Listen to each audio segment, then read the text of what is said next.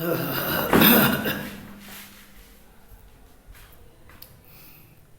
باللہ من الشیطان الرجیم بسم اللہ الرحمن الرحیم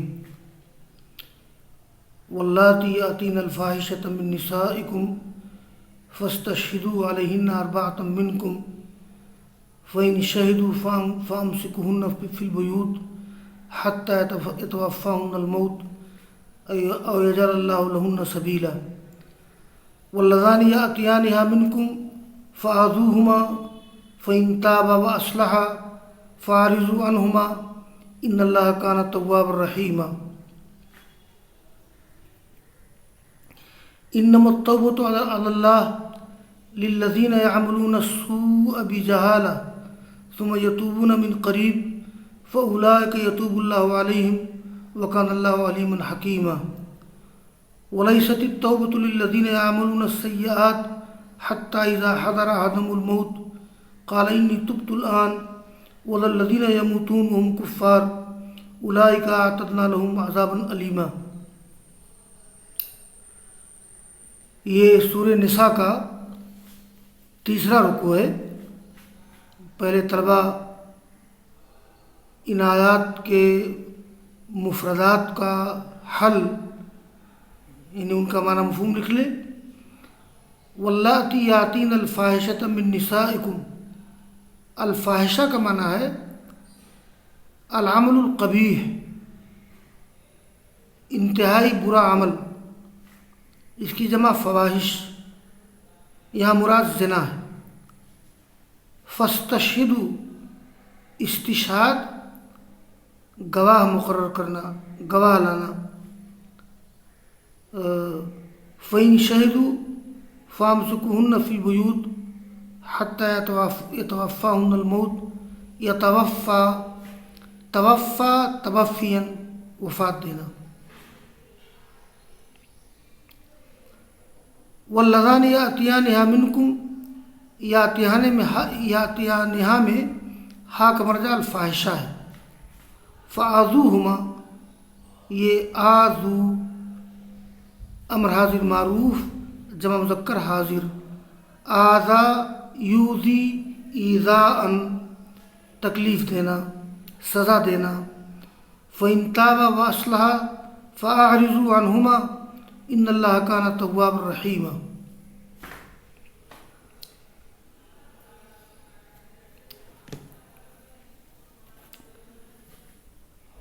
میں پہلے ترجمہ کر دیتا ہوں اور اس کے بعد ان آیات کی تفسیر کروں گا۔ وہ عورتیں، تمہاری عورتوں میں سے جو فحش کام کریں، زنا کا ارتکاب کریں، تو ان پر 4 گواہ لے آؤ۔ اگر وہ گواہی دے دیں تو ان عورتوں کو گھروں میں قید کر دو، گھروں میں روک لو، یہاں تک کہ موت انہیں وفات دے دے یا اللہ تعالیٰ ان کے لیے کوئی راستہ نکالے۔ اور وہ دونوں، واللذان، الذی کا مذکر ہے، وہ دونوں مرد یا وہ دونوں جب برائی کا ارتکاب کریں یا برا کام کریں تم میں سے، فآذوہما، تو ان کو سزا دو۔ فإن تابا وأصلحا، اگر وہ دونوں توبہ کر لے اور اپنے حالات ٹھیک کر لے تو ان دونوں سے اعراض کرو۔ ان اللہ کان توابا رحیما، اللہ تعالیٰ بہت زیادہ توبہ قبول کرنے والا، مہربان ہے۔ یہ جو 2 آیات گزری ہیں، ان 2 آیات کے بارے میں بعض مفسرین کی رائے یہ ہے کہ پہلی آیت کا تعلق زنا سے ہے، واللاتی یاتین الفاحشۃ من نسائکم، تو اس آیت کریمہ کا تعلق زنا سے ہے۔ اور دوسری جو آیت ہے واللذان یاتیانہا منکم فآذوہما، اس کا تعلق لواطت سے ہے، یعنی عملی قوم لوط، مرد کا مرد کے ساتھ برا کام کرنا، یہ لواطت ہے۔ تو بعض مفسرین کی رائے یہی ہے کہ جو پہلی آیت میں نے پڑھی ہے اس کا تعلق زنا سے ہے، اور دوسری آیت کا تعلق لواطت یعنی عملی قوم لوط سے ہے۔ اور بعض مفسرین کے نزدیک ان دونوں آیتوں کا تعلق عورتوں سے جو زنا کریں، البتہ پہلی آیت کا تعلق شادی شدہ عورتوں سے ہے، یعنی الآیۃ الاولیٰ فی زنا المحصنات، پہلی آیت یہ شادی شدہ عورتوں کے زنا کے بارے میں ہے، اور دوسری آیت غیر شادی شدہ عورتوں کے زنا کے بارے میں ہے۔ چنانچہ ابن جریر طبری رحمہ اللہ نے اپنی تفسیر ابن جریر میں اسی کو راجح قرار دیا ہے۔ تو یہ رائے ہے مفسرین کی ان دونوں آیتوں کے بارے میں۔ معلوم ہونا چاہیے کہ یہ اگر پہلی آیت کا تعلق شادی شدہ زانیہ عورتوں سے ہے اور دوسری آیت کا تعلق یہ غیر شادی شدہ عورتوں سے ہے، تو یہ حکم منسوخ ہے۔ یہ آیت اولیٰ یہ منسوخ ہے احادیث رجم سے، یعنی رجم کی حدیث، رجم کا حکم بعد میں آیا ہے، تو آیت اولیٰ کو منسوخ مانا جائے گا احادیث رجم سے۔ بعض احادیث میں رجم کا تذکرہ ہے، رجم کے واقعات آپ کے زمانے میں پیش آئے ہیں، اور دوسری آیت کا تعلق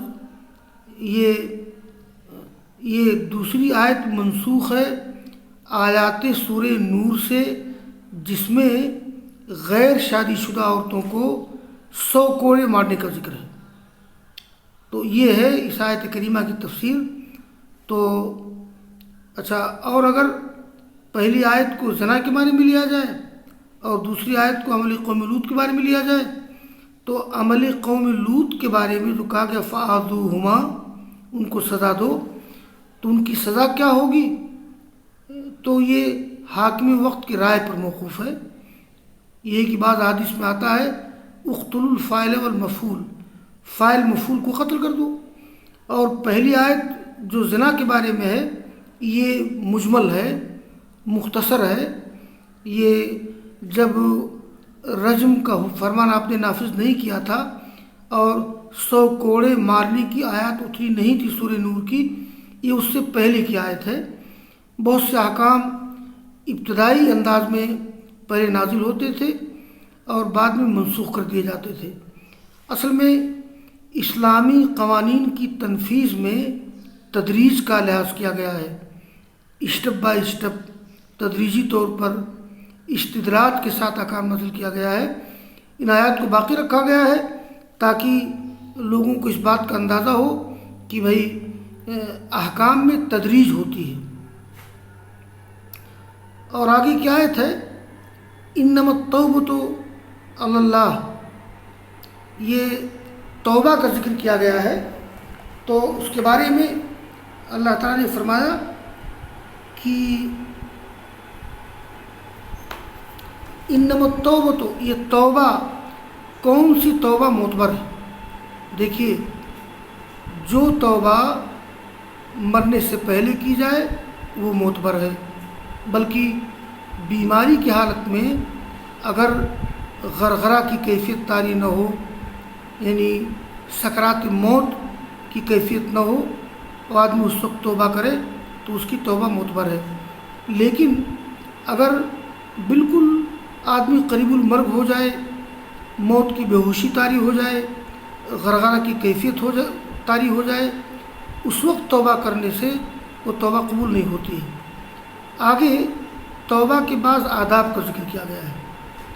انما التوبۃ علی اللہ، یقیناً توبہ اللہ تعالیٰ پر ان لوگوں کے لیے ہے جو برا کام کرتے ہیں نادانی میں، ثم یتوبون من قریب، پھر جلد ہی توبہ کر لیتے ہیں، توبہ کرنے میں دیر نہیں کرتے ہیں کہ موت کا وقت آ جائے، میں مرنے لگوں تب توبہ کروں۔ فَأُولَٰئِكَ یتوب اللہ علیہم، تو یہی وہ لوگ ہیں اللہ تعالیٰ جن کی توبہ قبول کرتا ہے اور اللہ تعالیٰ جاننے والا حکمت والا ہے۔ آگے اللہ نے فرمایا کہ کن لوگوں کے لیے توبہ نہیں ہے۔ اس میں اللہ نے ذکر کیا ہے کہ جب کسی کی موت کا ٹائم ہو جائے، یعنی موت کی بے ہوشی طاری ہو جائے، غرغرہ کی کیفیت طاری ہو جائے، جب آدمی کا زیادہ رشتہ اس دنیا سے منقطع ہو جائے اور آخرت کی طرف اس کا رجحان ہو جائے، تو اس کی توبہ معتبر نہیں۔ اسی طرح سے جو کافر یا مشرک بغیر توبہ کے مر جائے تو اس کی توبہ بھی معتبر نہیں ہے۔ تو آگے اللہ نے فرمایا کہ وَلَيْسَتِ التَّوْبَةُ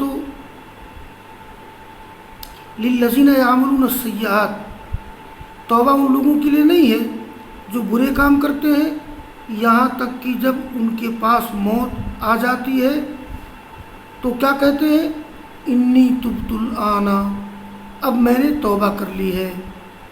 جیسا کہ بہت سے لوگ کرتے ہیں، یہ جب فرعون اپنی فوج کے ساتھ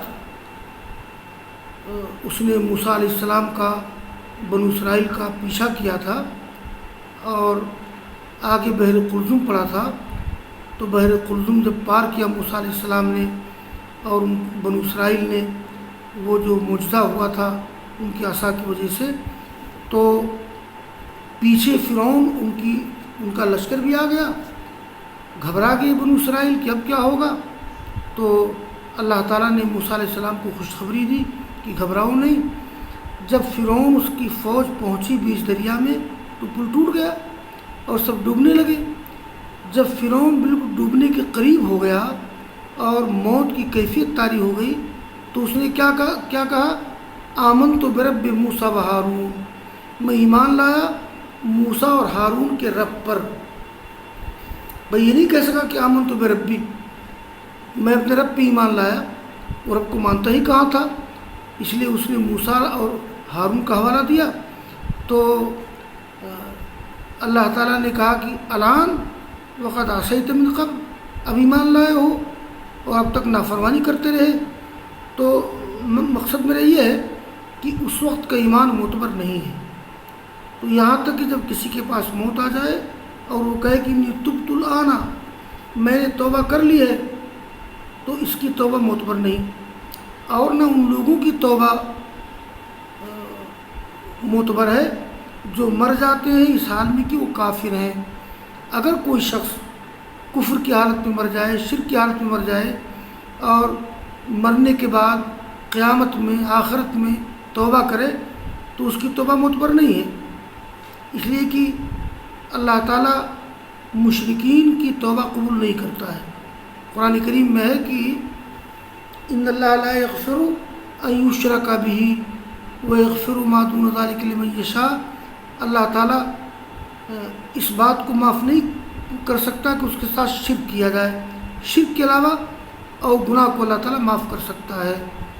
تو اللہ نے فرمایا کہ اولئک اعتدنا لہم عذابا علیما، یہی وہ لوگ ہیں کہ ہم نے جن کے لیے دردناک عذاب تیار کر رکھا۔